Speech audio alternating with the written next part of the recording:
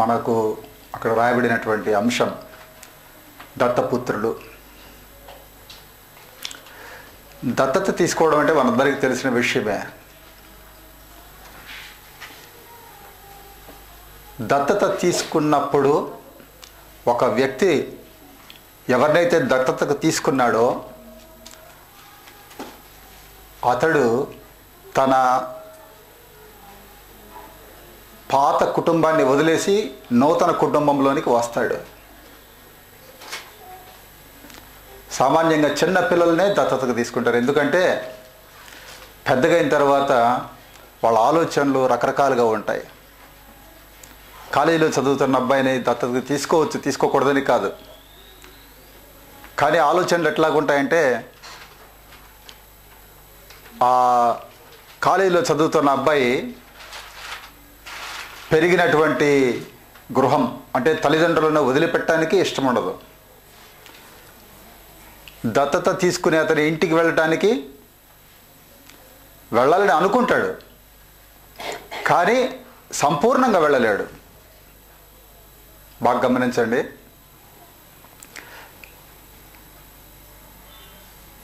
మీకు ఒక చిన్న ఉదాహరణ చెప్తాను. నేను ఎవరినైనా దత్తతకు తీసుకోవాలి, మా తమ్ముడి కుమారుణ్ణి ఒకరిని దత్తతకు తీసుకుందామని చెప్పేసి అనుకుంటాను. చెప్తాను, అరే నేను దత్తతకు తీసుకుంటున్నాను, దానికి కావాల్సినటువంటి ప్రక్రియ అంతా పూర్తి చేస్తాను అని చెప్పి పూర్తి చేసిన తర్వాత మా తమ్ముడి కుమారుడు ఎవరి దగ్గర ఉండాలండి? నా దగ్గరికి రావాలి. కానీ వాడు నా దగ్గరికి రాకుండా అక్కడే ఉండి నన్ను దత్తతకు తీసుకున్నారు కాబట్టి నాకు ఎక్కువ ఆస్తి అటువైపు నుంచి కూడా వస్తుంది, మా తల్లిదండ్రుల నుంచి కూడా ఆస్తి వస్తుంది అని అనుకుంటే చాలా పొరపాటు అది. ఇక్కడ మనం చదివినటువంటి పాఠ్య భాగం రోమా గ్రంథము, రోమా పత్రిక 8వ అధ్యాయం 14-15 వచనాలు నేను చదువుతాను. దేవుని ఆత్మ చేత ఎందరూ నడిపింపబడుదురో వారందరూ దేవుని కుమారులయ్యుందురు. ఏలయనగా మరలా భయపడుటకు మీరు దాస్యపు ఆత్మను పొందలేదు కానీ దత్తపుత్ర ఆత్మను పొందితిరి. దత్తపుత్రులుగా జీవించుటకు దేవుని ఆత్మను పొందితిరి.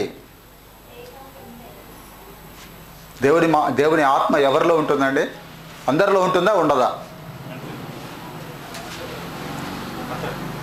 దేవుడు పరిశుద్ధాత్మను ఈ లోకంలో విరివిగా ఇచ్చాడు, కానీ ఒక కండిషన్ పెట్టాడు. యోహాను సువార్త 7వ అధ్యాయం చూడండి, 38వ వచనం. యోహాను సువార్త 7:38. నా యందు విశ్వాసముంచు వాడెవడో లేఖనము చెప్పినట్లు వాని కడుపులో నుండి జీవజల నదులు పారునని బిగ్గరగా చెప్పెను. తన యందు విశ్వాసముంచు వారు పొందబోవు ఆత్మను గూర్చి ఆయన ఈ మాట చెప్పెను. యేసు ఇంకనూ మహిమపరచబడలేదు గనుక ఆత్మ ఇంకనూ అనుగ్రహింపబడి ఉండలేదు. ఇక్కడ రాసిన విషయాలు ఒకటి గమనించవచ్చు చూడండి. 30. నా యందు విశ్వాసముంచు వాడు ఎవడో, అది కండిషన్. దేవుని యందు విశ్వాసం ఉంచితే వాని కడుపులో నుండి జీవజల నదులు పారటం. జీవజల నదులు దేనికి సాదృశ్యం అండి? దేవుడి పరిశుద్ధాత్మకు. దాని తర్వాత వచనంలోనే ఉంది, తన యందు విశ్వాసముంచు వారు పొందబోవు ఆత్మను గురించి ఆయన ఈ మాట చెప్పాను. విశ్వాసము ఎంతమందికి అయితే ఉంటుందో వారిలో పరిశుద్ధాత్మ ఉంటుంది. ఇంకో మాట ఏంటంటే ఇక్కడ రాసింది రోమాలో, దేవుని ఆత్మ చేత ఎందరూ నడిపింపబడుదురో వారందరూ దేవుని కుమారులై ఉంటారు. కుమారులు అన్నప్పుడు కుమార్తెలు అని కూడా గ్రహించాలి. అట్లాగే యోహాను సువార్త 1వ అధ్యాయంలో కూడా ఒక మాట రాయబడింది. యోహాను సువార్త 1వ అధ్యాయం 12వ వచనంలో, తన్ను ఎందరు అంగీకరించిరో వారికి అందరికీ, అనగా తన నామమునందు విశ్వాసముంచిన వారికి దేవుని పిల్లలగుటకు ఆయన అధికారము అనుగ్రహించెను. ఇప్పుడు మనం దేవుని పిల్లలమా కాదా ప్రశ్న. ఎంతమంది చెప్తారండి నేను దేవుని బిడ్డను అనేసి? అందరూ చెప్తారు. కానీ ఒక కండిషన్ ఉంది. ఆ కండిషన్ ఏంటంటే మనము ఆ మాటను విశ్వసించాలి. దేవునికి దత్తపుత్రులము దత్తపుత్రికలము అది ఎప్పుడు మనము పిలువబడతామంటే మనలో విశ్వాసం ఉన్నప్పుడే. విశ్వాసం లేకపోతే అది సాధ్యం కాదు. విశ్వాసం అనేది బేసిక్ కండిషన్.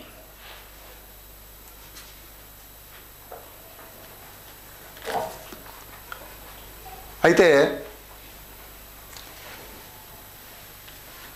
దేవుడికి దత్తపుత్రులుగా ఈ లోకంలో జీవించాలంటే 3 విషయాలు ప్రాముఖ్యంగా అవసరమని నేను అనుకుంటున్నాను. మొట్టమొదటిది, దేవుడు ఎవరో మనకు తెలియాలి. నేను ఎవరినైనా దత్తపుత్రుడిగా తీసుకుంటే అతనికి నేను ఎవరో తెలిస్తేనే నా దగ్గరికి వస్తాడు, లేకపోతే రాడు. దేవుడు ఎవరో మనకు తెలియాలి. రెండోది, దేవుడి మాట వినాలి. దేవుడు మనకేం చెప్తే అది వినాలి. మూడవది, దేవుడంటే భయము భక్తి ఉండాలి. రెస్పెక్ట్, రెవరెన్స్ అనేది ఉండాలి.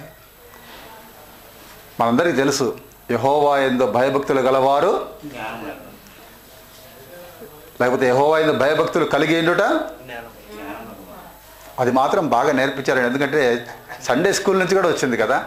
కానీ ఈ భయభక్తులు అనే మాటకు సామెతల్లో చాలా చోట్ల చాలా రెఫరెన్సెస్ ఉన్నాయి.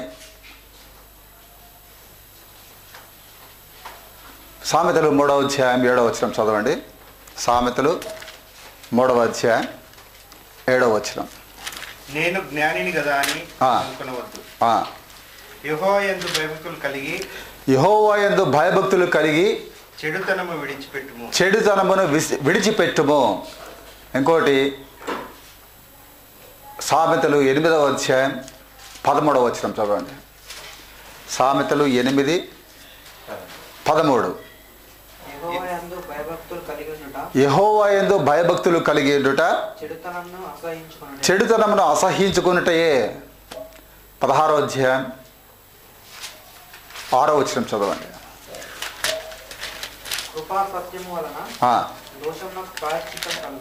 తర్వాత యెహోవా యందు భయభక్తులు కలిగి ఉండటం వలన మనుష్యుడు చెడుతనం నుండి. మనకు చెడుతనము మంచితనము అనేది మనందరికీ తెలుసని నేను నమ్ముతున్నాను. దేవుడు మనకు ఆ విచక్షణ జ్ఞానం ఇచ్చాడు. మంచి చెడ్డలు తెలుసుకునేటటువంటి జ్ఞానం దేవుడు మనకి ఇచ్చాడు. ఆదాము చేసినటువంటి తప్పుతోటే మొదలైంది, పాపంతోటే మొదలైంది. మంచి చెడ్డలు తెలుసుకునేటటువంటి ఆ పండు తిన్న రోజునే మనిషికి ఆ విచక్షణ జ్ఞానం దేవుడు అనుగ్రహించాడు. అయితే దేవుడి యందు భయభక్తులు ఉన్నవాడు ఏం చేస్తాడట? పాపాన్ని విసర్జిస్తాడు, చెడుతనంను అసహ్యించుకుంటాడు, అసలు చెడుతనం జోలికే వెళ్ళాడు.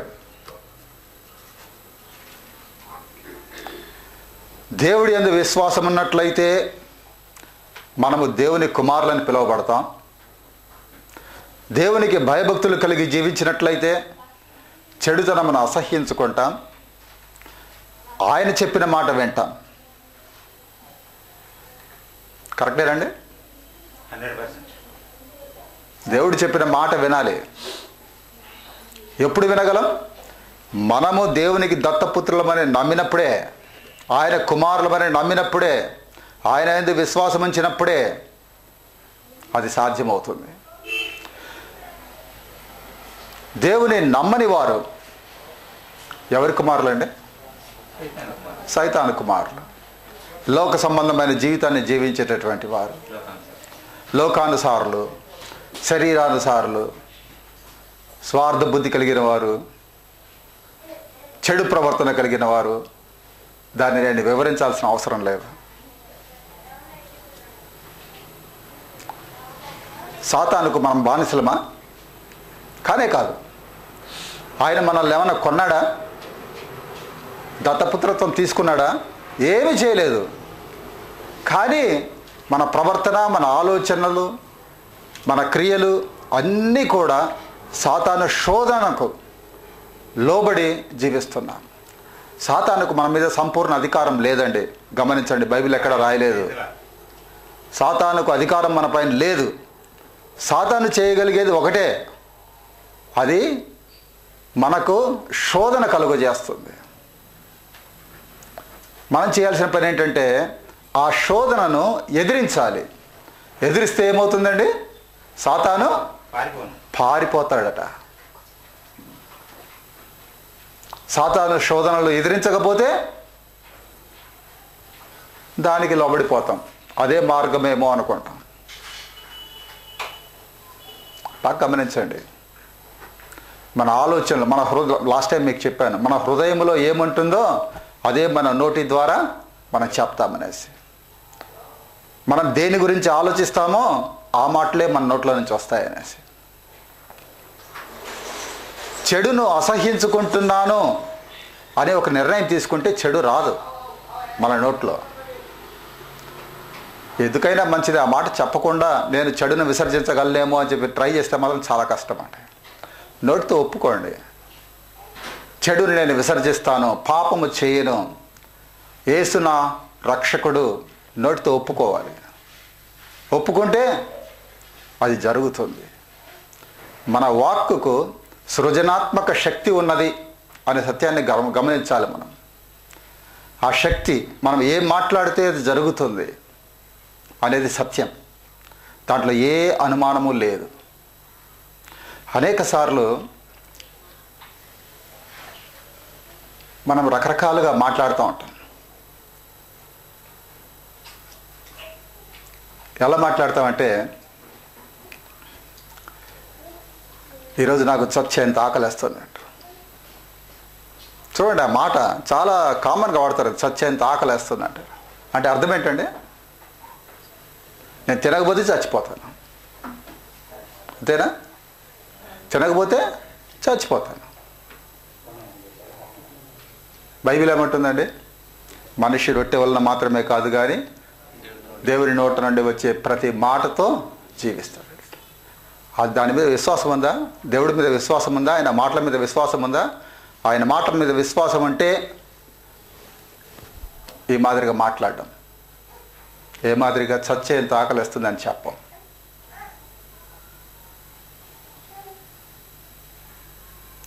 మన జీవితాల్లో మనం ఏం మాట్లాడుతున్నాము, ఏం ఆలోచిస్తున్నాము అనేది మనం గ్రహించాలి. మనకు విచక్షణ జ్ఞానం ఇచ్చాడు.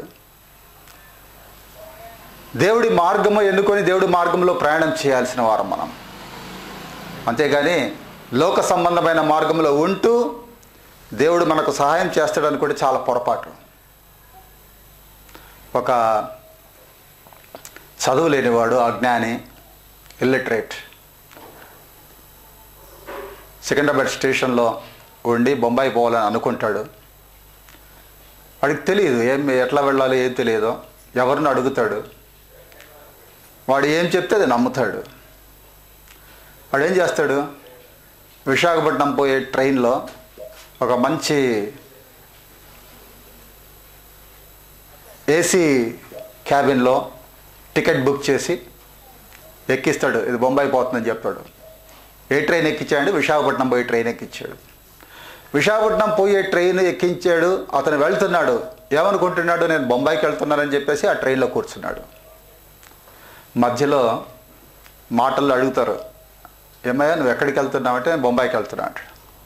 ఇది బొంబాయికి వెళ్ళదు, విశాఖపట్నం పోతే లేదు నాకు చెప్పాడు ఒక ఆయన, ఇదే బొంబాయికి వెళ్తుందని ఇక్కడే కూర్చుంటాను అంటాడు. వెళ్తాడండి బొంబాయికి? వెళ్ళడు. అక్కడ ఇద్దరు వ్యక్తులు ఉన్నారు, ఒకళ్ళు సాతాను, ఒకళ్ళు దేవుడు. సాతాను చెప్తాడు ఈ ట్రైన్ బొంబాయి పోతుంది అని విశాఖపట్నం టికెట్ కొనిస్తున్నాడు, తప్పుదారిలో నడిపిస్తున్నాడు. మనకు ఆ జ్ఞానం కావాలి. ఆ జ్ఞానం ఎవరిస్తారండి? దేవుడే ఇస్తాడు. సరిగ్గా అర్థం చేసుకుంటే అతడు సగం దూరం ప్రయాణం చేసినా కూడా ఆ ప్రయాణం నుంచి విరమించి కిందికి దిగి వెనక్కి వచ్చి మళ్ళీ బొంబాయికి వెళ్ళాలి అతను. లేదు నేను డబ్బులు పెట్టి టికెట్ కొన్నాను, చివరిదాకా ప్రయాణం చేస్తానంటే విశాఖపట్నం చేరుకుంటాను. నేను ఈ లోకంలో జీవిస్తున్నాను, ఈ లోకంలో నేను చివరిదాకా పోయిన తర్వాత అప్పుడు దేవుడి దగ్గరికి వస్తానంటే ఎక్కడికి ఎటువైపు అడుగులేస్తున్నామండి? నరకం వైపు అడుగులేస్తున్నాం. దేవుడి మార్గమును ఎన్నుకొని ఆ మార్గంలో మనం ప్రయాణించడం చాలా అవసరం. ఆ మార్గం మనకు తెలియడానికే ఈ వాక్యము బైబిల్ మనకు అనుగ్రహించబడింది. ఒక రకంగా చెప్పాలంటే మనమందరం చాలా అదృష్టవంతులం. ఈ వాక్యము బైబిల్ అనేది గత 300-400 సంవత్సరాల నుండే అందరికీ అనుగ్రహించబడింది. అంతకుముందు బైబిల్ లేదు. పాస్టర్ గారు చదివితే వినేవాళ్లే, ఆయన ఏం చెప్తే అది వినేవాళ్ళు, విని నమ్మాలి అంతే. ఇప్పుడు మనకు బైబిల్ చేతికి అనుగ్రహించబడింది, దాన్ని చదువుకుంటున్నాం, దేవుడి నడిపింపును వాక్యం ద్వారా తెలుసుకోగలుగుతున్నాం, అన్నీ చేస్తున్నాం. మరి మనకు దేవుడు ఎంత గొప్ప మేలు చేశాడు.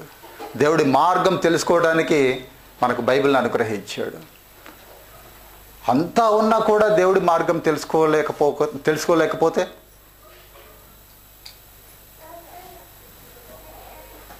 చదవచ్చు, మనకు జ్ఞానం ఉంది, అన్నీ ఉన్నాయి, కానీ నేను లోక మార్గంని ఎన్నుకుంటే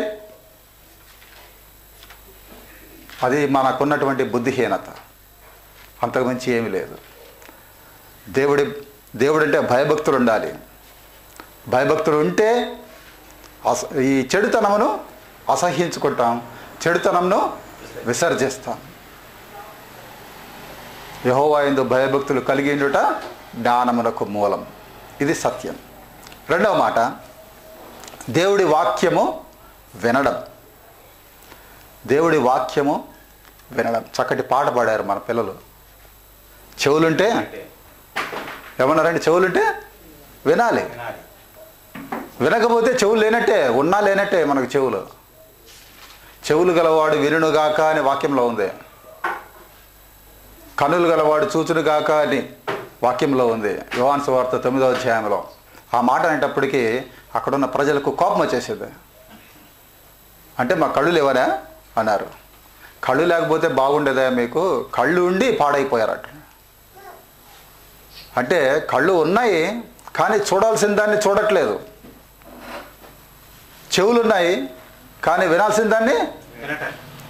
యేసుక్రీస్తుని సెలవు వేసింది ఎవరండి? యూదులు, స్వకీయులు, ఆయన చుట్టూ ఉన్న వాళ్ళే. యూదులందరూ కూడా ధర్మశాస్త్రం అనుసరించేవారే. వారిలో నుండే వచ్చారు పరిసయ్యులు, శాస్త్రులు, సద్దుకయ్యులు అందరూ. గమాలీయుల దగ్గర పౌలు కూడా నేర్చుకున్నాడు ట్రైనింగ్ ధర్మశాస్త్రంలో. వీళ్ళందరూ నేర్చుకున్నారు, కానీ వాళ్ళు నేర్చుకునే విషయం ఏంటంటే ఒకటి, వినడం నేర్చుకోలేదు. దేవుని వాక్యం వినడం నేర్చుకోలేదు. బైబిల్ను, ధర్మశాస్త్రమును వారు అధ్యయనం చేశారు, బాగా చదివారు, దాంట్లో ఉన్నటువంటి ప్రతి మాట వాళ్ళు గ్రహించగలుగుతున్నారు, కానీ వినడం నేర్చుకోలేదు. యేసుక్రీస్తు లోకానికి వచ్చినప్పుడు మెస్సియాగా నేను వచ్చానంటే నమ్మలేదు, దేవుని కుమారుడిగా వచ్చానంటే నమ్మలేదు.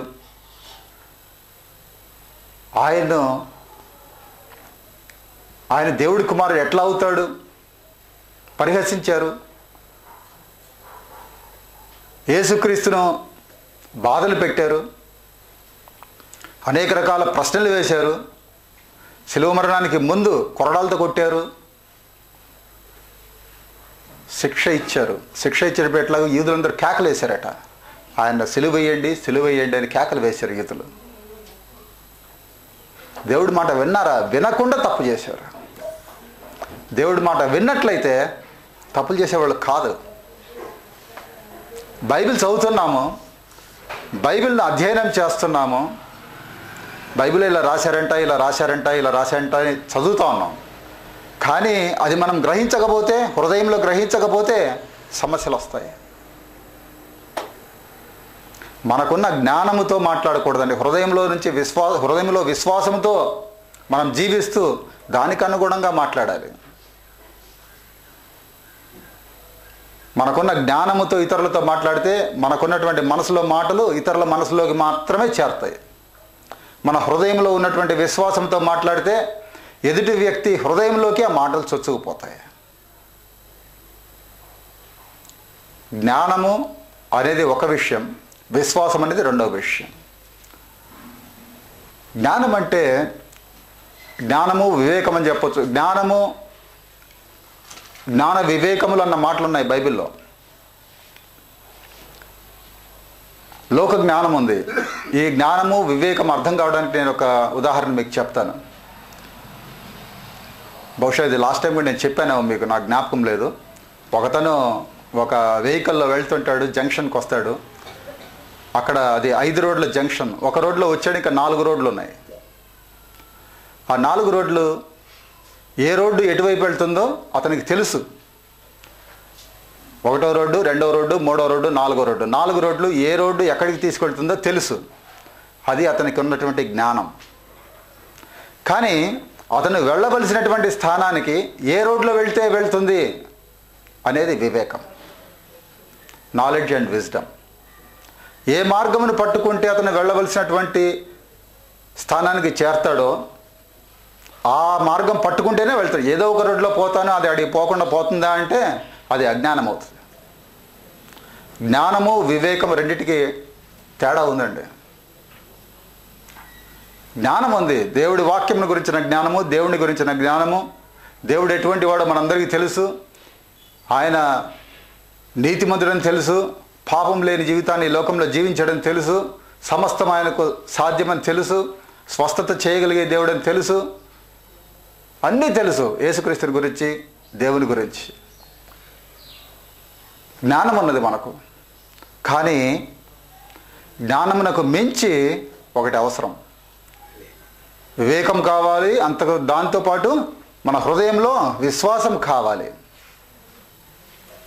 దేవుడి కొరకు నేను ఏమి క్రియలు చేస్తే దేవుడు నన్ను మెచ్చుకుంటాడు అని జనులు అడుగుతారు యేసయ్యను. అయ్యా, దేవుడి కొరకు నేను ఏ క్రియలు చేయాలి? యోహాను సువార్త 6వ అధ్యాయం 28వ వచనం చదివితే, యోహాను సువార్త 6వ అధ్యాయం 28వ వచనం. వారు మేము దేవుని క్రియలు జరిగించుటకు ఏమి చేయవలనని ఆయనను అడుగగా, యేసు చెప్తున్నాడు, ఆయన పంపిన వాని యందు మీరు విశ్వాసం ఉంచుటయే దేవుని క్రియ. ఏంటండి దేవుని క్రియలు? దేవుని యందు, యేసుక్రీస్తునందు విశ్వాసం ఉంచుటయే. మీరు విశ్వాసం ఉంచితే చాలు నాయన, ఇంకేం చేయొద్దు దేవుడికి. ఊరకుండి నేను యెహోవానని తెలుసుకోనడి అన్నాడు. ఎర్ర సముద్రం దగ్గర ప్రజలందరూ భయపడుతున్నారు. ఏమిటి ఇక్కడ తీసుకొచ్చి పెట్టారు, మాకు ఐగుప్తులో సమాధులు లేవని చెప్పి ఇక్కడ తీసుకొచ్చారా అంటే, మోషే అంటాడు, మీరు ఊరకుండి చూడండి దేవుడు ఎలాంటి కార్యం చేయబోతున్నాడు. విషయం ఏంటంటే మనం ఊరుకొండం చేత కాదు, ఏదో ఒకటి చేయాలి అని చేయడం మొదలు పెడతాం. తొందర ఎక్కువ మనిషికి. ఓర్పు కావాలి, సహనం కావాలి. దేవుడు తన కార్యములను తన సమయంలో చేస్తాడు. దేవుడున్నాడు సమస్తం చూసుకోవటానికి అనేటటువంటి విశ్వాసం మనకు కావాలి. నేను ఆయన మాట వింటాను అనేటటువంటి దృఢ నిశ్చయం మనలో ఉండాలి. అపోస్తలుల కార్యములు 13వ అధ్యాయం 27వ వచనం చూడండి. యెరూషలేములో 13:27. యెరూషలేములో కాపురముండు వారును వారి అధికారులను ఆయనను ప్రతి విశ్రాంతి దినమున చదవబడుచున్న ప్రవక్తల వచనములనైనను గ్రహింపక ఆయనకు శిక్ష విధించుట చేత ఆ వచనములు నెరవేర్చిరి. ఇక్కడ చూడండి, నేను ఇదివరకు చెప్పాను 400 సంవత్సరాలకు ముందు ఉన్నటువంటి పరిస్థితి. వారు ఎట్లా ఉన్నారు? విశ్రాంతి దినమున చదవబడుచున్న ప్రవక్తల వచనములను గ్రహించటలేదు. వాక్యం చదవబడుతుంది, వాళ్ళ చేతిలో లేదు ఆ రోజుల్లో, పాత రోజుల్లో. ఇప్పుడు వాక్యము విరివిగా మనకు అందుబాటులో ఉంది. కానీ వాక్యం చదవడానికి సమయం తక్కువ ఉంది. లోకాన్ని గురించి ఆలోచించడానికి చాలా ఎక్కువ ఉంది సమయం. ఒక్కోసారి అంటుంటే నాకు అసలు టైమే లేదండి, పనులు ఎక్కువైపోయాయంట. ఏ పనులండి? దేవుడి పనులు కాదు, లోక సంబంధమైన పనులు చేసుకోవడానికి టైం లేదండి. చాలామంది చెప్పే మాట అదే. ఉద్యోగ ధర్మం చేస్తారు, ఉద్యోగంతో పొద్దున్న వెళ్ళి రాత్రి 8కో 9కో వచ్చి కొంతసేపు టీవీ పెట్టుకొని నిద్రపోతున్నారు తప్ప వాక్యం మీద అసలు మనసు ఉండట్లేదు. వీరందరూ కూడా విశ్రాంతి దినమున చదవబడుతున్నటువంటి ప్రవక్తల వచనములను గ్రహింపలేదు. అందుకనే యేసుక్రీస్తుకు శిక్షను విధించారు. అందుకనే సిలువ వేయండి, సిలువ వేయండి అని కేకలు వేశారు. వాళ్ళు నమ్మింది ఎవరినండి? శాస్త్రులను పరిచయులు నమ్మారు ప్రజలు, యూదులు. మోషే ధర్మశాస్త్రం నందు విశ్వాసం ఉంచారు, కానీ దేవుడి వాక్యం, దేవుడి మాటలు వినలేదు, నమ్మలేదు. దేవుడి మాటలు చాలా శక్తివంతమైనవి. ఆదికాండంలో మొట్టమొదటి అధ్యాయంలోనే రాయబడింది దేవుడు సృష్టిని ఎలా సృష్టించాడు అనేది. ఎలా సృష్టించాడండి? చేతులు పెట్టి సృష్టించాడా? ఒక మాట, కలుగునుగాక, వెలుగు కలుగునుగాక, సూర్యచంద్రులు కలుగునుగాక, కలుగునుగాక పలికాడు మాట. మీరు ఒకసారి చూడండి, బాగుంటుంది. పలికినట్టుగా ఉంటుంది అక్కడ. ఆదికాండం మొట్టమొదటి అధ్యాయంలోనే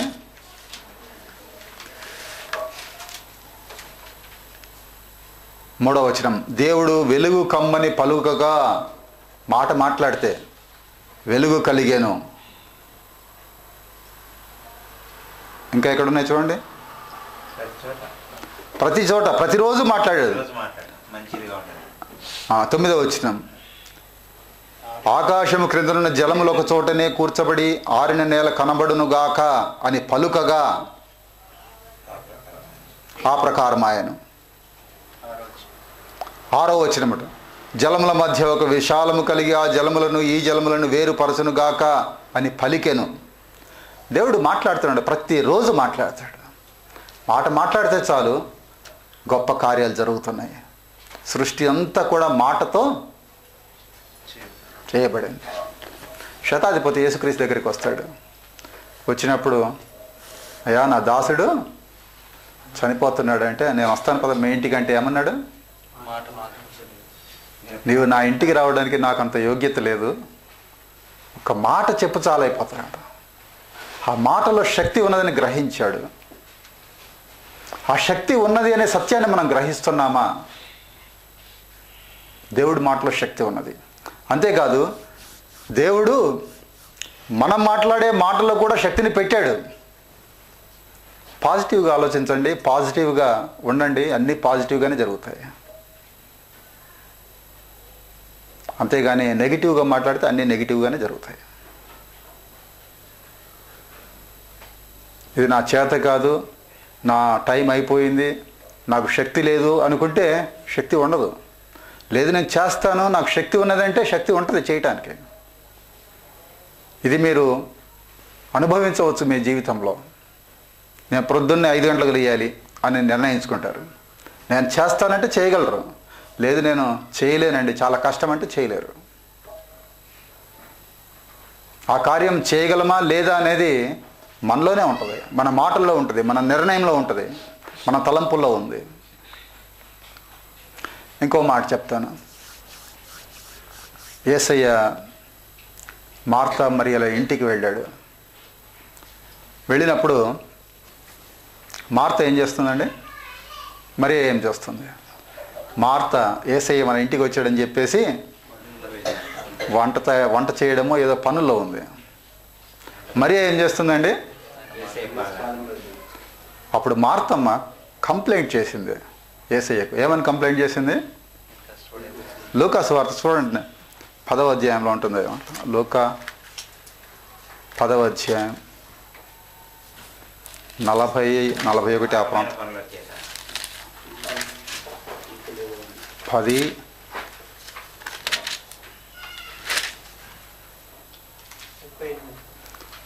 38 40వ వచనం చదవండి. మార్త విస్తారమైన పని పెట్టుకున్నట చేత తొందరపడి ఆయన యుద్ధకు వచ్చి కంప్లైంట్ ఏం చేస్తుందండి? ప్రభువా, నేను ఒంటరిగా పని చేయుటకు నా సహోదరి నన్ను విడిచిపెట్టినందున నీకు చింత లేదా? చూడండి, నేను చేసేది మంచి పని చేస్తున్నాను, యేసయ్య ఇంటికి వచ్చాడు, తప్పు చేయట్లేదు ఆమె. నేను చేసేది మంచి పని చేస్తున్నాను, ఆమె మాత్రం ఏమి నాకు సహాయం చేయకుండా మీ దగ్గర వచ్చి ఊరికి కూర్చుంది. యేసయ్య ఎవరిని సపోర్ట్ చేశాడండి? ఏమన్నాడు అక్కడ చూడండి 41. మార్తా మార్తా, నీవు అనేకమైన పనులను గూర్చి విచారం కలిగి తొందరపడుచున్నావు, అవసరమైనది ఒకటే. ఏంటది? ఉత్తమమైన దాన్ని ఏర్పరచుకుంది. ఆ అవసరమైనది ఏంటండి? దేవుడి మాటలు వినడం. దేవుడి మాటలు వినడం అది ప్రాముఖ్యమైనది. ఈ లోకంలో అనేకమైనటువంటి వాటి మీద మన మనస్సు ఉంటుంది, అది కాదు ప్రాముఖ్యమైనది.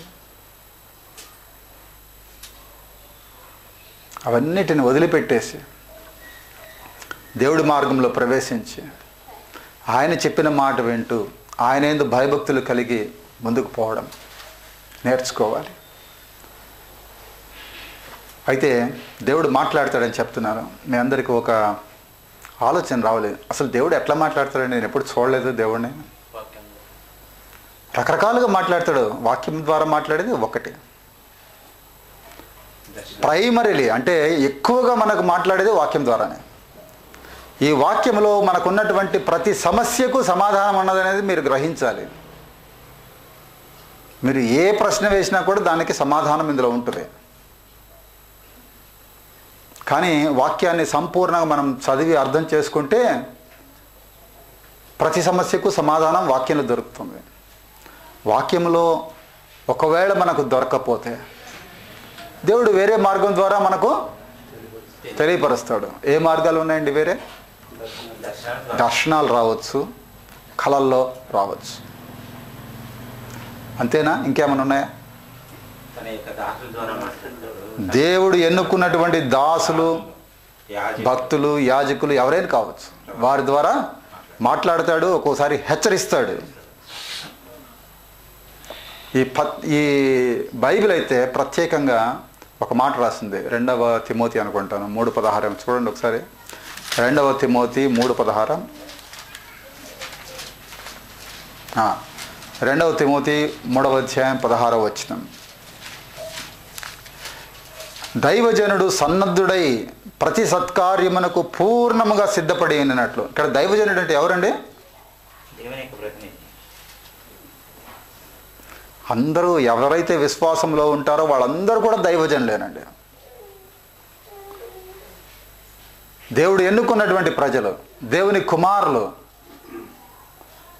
దైవజనుడు సన్నద్ధుడై ప్రతి సత్కార్యమునకు పూర్ణముగా సిద్ధపడి ఉండినట్లు మనమంతా కూడా ప్రతి మంచి కార్యానికి సిద్ధపడి ఉండులాగున దైవావేశము చేత, దాన్ని ఇంగ్లీష్లో చదివినట్లయితే మీకు leading of the holy spirit ఉంటుంది. పరిశుద్ధాత్మ నడిపింపు చేత కలిగిన ప్రతి లేఖనము అంటే వాక్యం, ప్రతి వాక్యము కూడా 4 విషయాలు ఉన్నాయి. ఒకటి ఉపదేశించుటకు, రెండవది ఖండించుటకు, తప్పుదిద్దుటకు, నీతి యందు శిక్ష చేయుటకు ప్రయోజనకరమై ఉన్నది.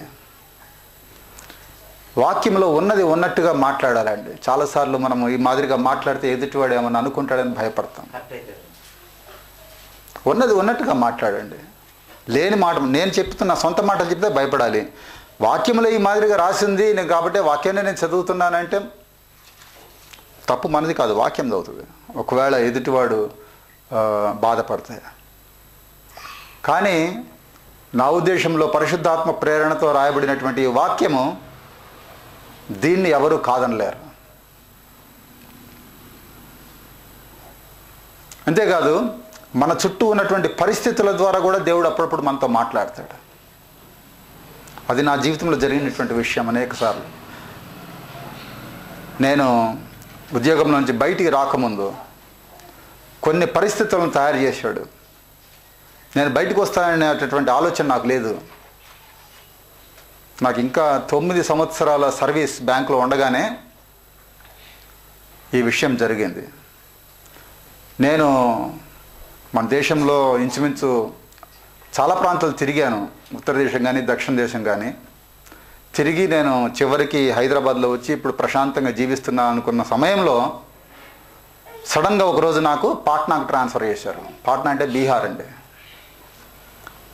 చేసేటప్పుడు ఇప్పుడు నాకు విపరీతమైన కోపం వచ్చింది. నేను ఎంతకాలమో ఎక్కడెక్కడో వేరే స్టేట్స్ అంతా వెళ్ళి పని చేసి వస్తే మళ్ళీ నన్ను తీసుకుపోయి బీహార్కి వేశారని చెప్పేసి బ్యాంక్ అంటేనే ఒక రకమైన విరక్తి కలిగిందండి. పరిస్థితులు అలా కలుగు చేశాడు దేవుడు.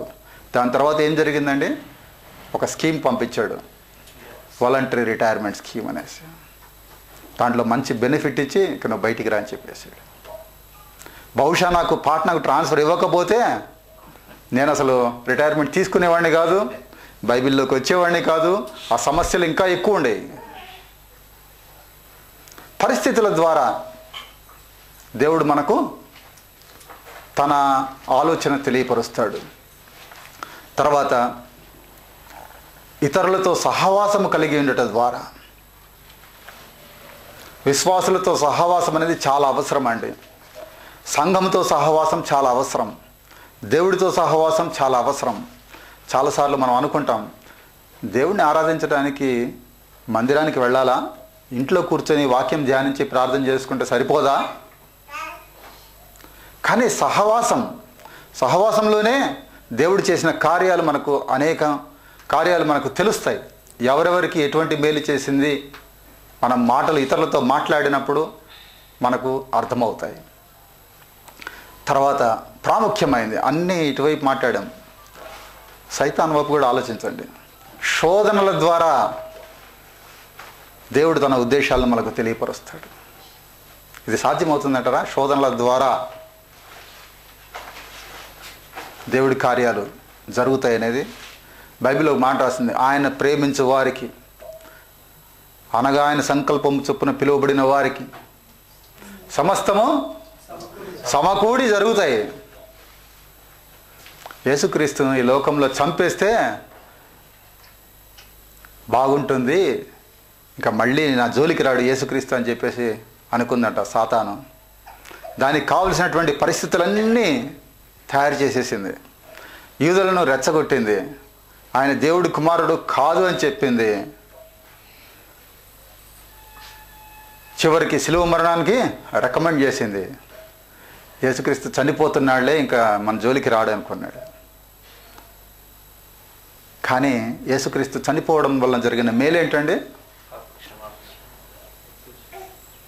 ఈ లోకములో ఉన్నటువంటి సమస్త పాపమును మోసుకొని పోయినటువంటి గొర్రెపిల్ల. ఆయన చనిపోకపోతే మనకు పాప విమోచనం లేదు. సాతాను క్రియ వలన మనకు మేలు జరిగిందా, కీడు జరిగిందా? మేలే జరిగింది. అది దేవుడి చిత్తం. అంతేకాదు ఆయన రక్షణ మార్గాన్ని కూడా చూపించాడు. అంతేకాదు పునరుద్ధానం ఉన్నది అని చెప్పేసి ప్రజలకు తెలియపరిచాడు. పునరుద్ధానంలో శక్తి ఉన్నదని తెలియపరిచాడు. సాతాను ఓడిపోయిందా, గెలిచిందండి? ఓడిపోయింది. శోధనలు అనేక సార్లు, యోబుకు శోధనలు వచ్చినాయి, భయంకరమైన శోధనలు వచ్చాయి. యోబు జీవితం తలుచుకుంటేనే అసలు ఒక రకమైన భయం కలుగుతుందండి. ఒక్కరోజు 10 మంది పిల్లలు చనిపోవడం అనేది ఎవరు భరించగలరండి? 7 కుమారులు 3 కుమార్తెలు ఒకటే రోజు వాళ్ళందరూ విందు చేసుకుంటుంటే ఆ ఇల్లు కూలిపోయి చనిపోతారు. అయితే యోబు ఆయన మాటల ద్వారా ఎప్పుడు కూడా పాపం చేయలా. ఆయన నీతిమంతుడు, భక్తి గలవాడు. ఆ వార్త ఆయనకు రాగానే ఆయన అన్న మాట ఏంటండి? నేను దిగంబరిగా ఈ లోకానికి వచ్చాను, దిగంబరిగానే వెళ్తాను. మనలో ఎంతమంది ఆ మాట చెప్పగలమండి? మనకు సమస్యలు వచ్చినప్పుడు, కష్టాలు వచ్చినప్పుడు. దాని తర్వాత ఆయన ఆరోగ్యం పాడవుతుంది, ఒంటి నిండా కురుపులు వస్తాయి.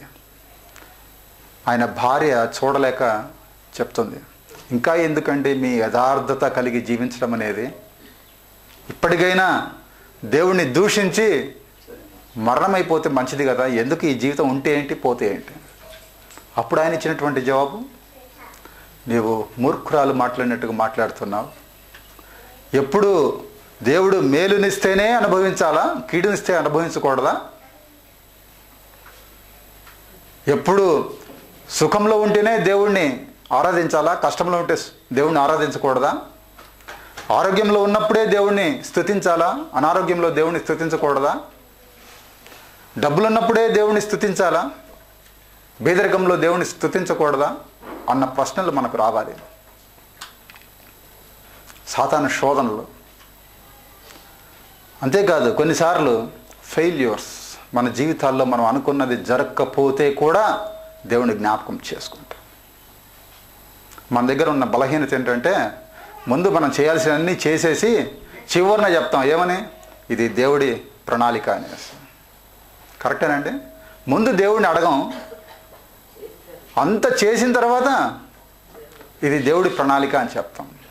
ప్రత్యేకంగా స్పెషల్గా మ్యారేజెస్లో మనం ఎంత జాగ్రత్త పడతామండి, మన పిల్లవాడికి కానీ లేదా మన అమ్మాయికి కానీ పెళ్లి సంబంధం చేసేటప్పుడు అన్నీ సరిగ్గా ఉన్నాయి, అది ఉందా ఇది ఉందా ఇది ఉందా అది అన్నీ చూసుకొని, చదువుకున్నాడా మంచి కుటుంబం అన్నీ చూసుకొని ఒక నిర్ణయానికి వచ్చేసి పెళ్లి జరగాలని నిర్ణయానికి వచ్చేసి అప్పుడు దేవుడికి ప్రార్థన, అయ్యా ఇది నీ చిత్తం అని చెప్పంట. ఇది వాస్తవం కదా?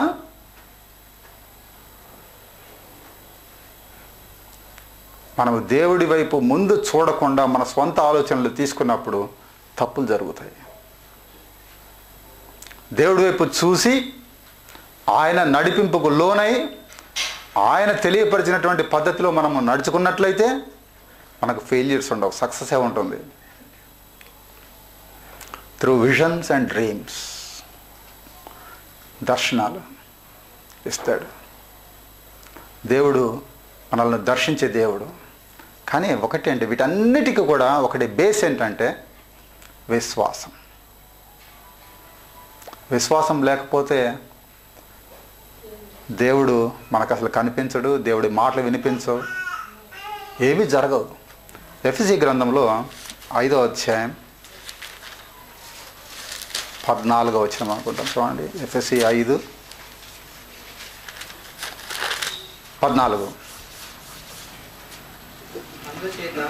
అందుచేత మీరు బాగా గమనించండి, వాక్యం చాలా ప్రాముఖ్యమైనటువంటి వాక్యం మనం చదువుతున్నాం. అందుచేత నిద్రించుచున్న నీవు మేల్కొని మృతులలో నుండి లెమ్ము, క్రీస్తు నీ మీద ప్రకాశించునని ఆయన చెప్పుచున్నాడు. ఇక్కడ వింతైన మాట ఏంటంటే నిద్రించుచున్న నీవు. దేవుడు ఇన్ని మాటలు చెప్తున్నా కూడా వినకపోతే దాని అర్థం ఏంటంటే మనం నిద్రపోతున్నాం. నిద్రపోయేవాడికి వినపడదు. అయితే ఆ నిద్రపోయేవాడు ఎక్కడ నిద్రపోతున్నాడండి? ఎక్కడ నిద్రపోతున్నాడు చూడండి, మృతులలో నుండి లేమంటున్నాడు. అంటే దేవుడి మాట వినకపోతే మృతులలో నిద్రపోతున్నట్లే. మృతులు దేవుని మాటలు వినగలవా? వినలేవు. దేవుని మాటలు వినకపోతే మృతులతో సమానం. చాలా స్పష్టంగా రాయబడింది.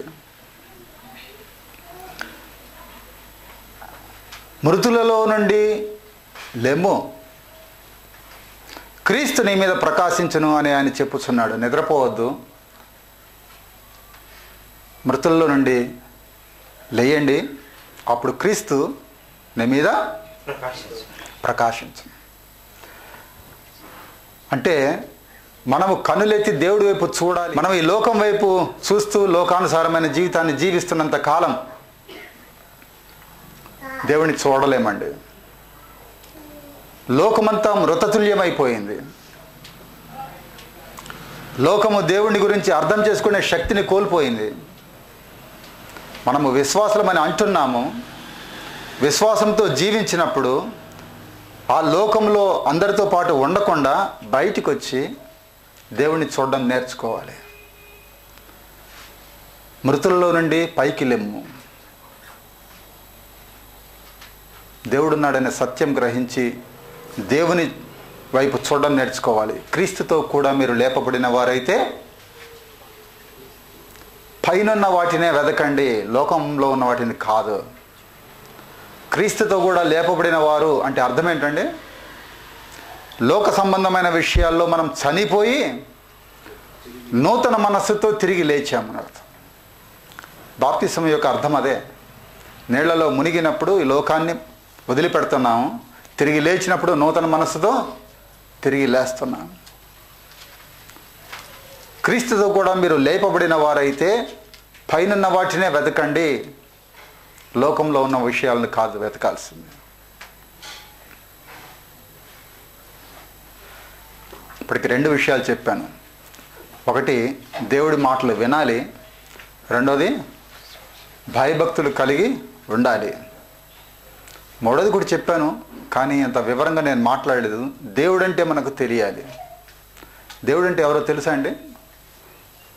ఒక మాట మాత్రం నేను చెప్తాను. యోహాను సువార్త 17వ అధ్యాయం 3వ వచనంలో చూడండి. యోహాను సువార్త 17:3. అక్కడ ఏం రాసిందండి?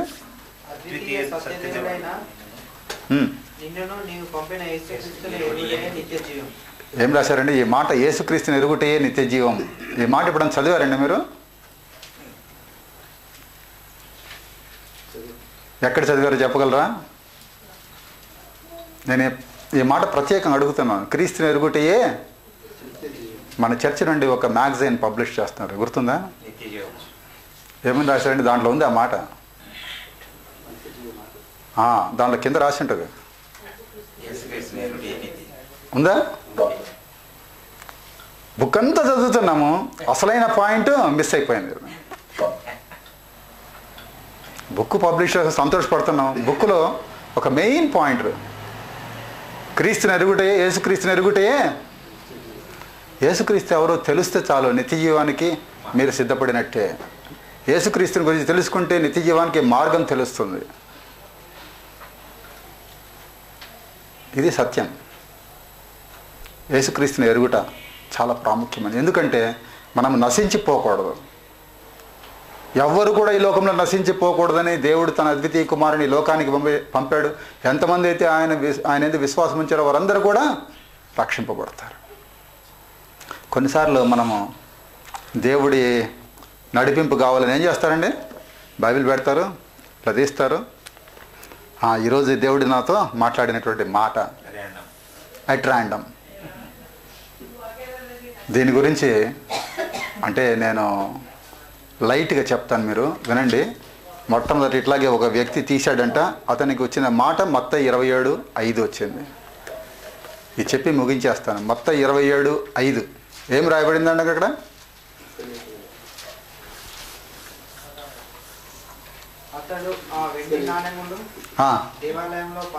అతడంటే అక్కడ ఎవరు? ఇస్కరియోతు యూదా.